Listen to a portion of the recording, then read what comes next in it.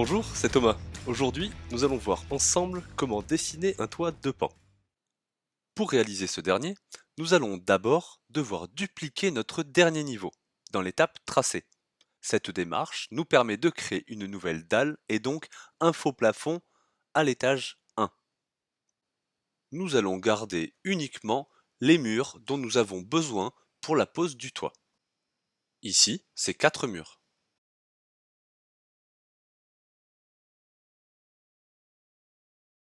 Après avoir créé les murs dans l'étape tracé, nous allons dans l'étape toit pour cliquer sur l'outil toit de pan.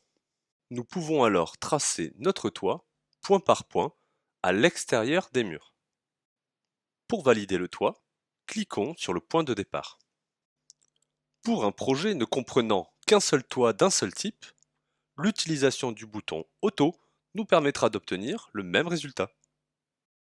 Une fois le tracé du toit terminé, nous pouvons voir le faîtage ainsi que le sens des pentes. Le faîtage est posé par défaut sur le plus grand volume. Ici, il est centré et perpendiculaire à ce côté. Pour modifier une toiture existante, il faudra systématiquement utiliser l'outil Sélection.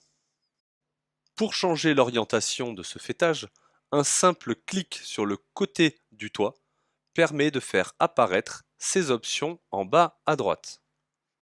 En cochant Départ faîtage, le faîtage va venir se centrer perpendiculairement au côté sélectionné.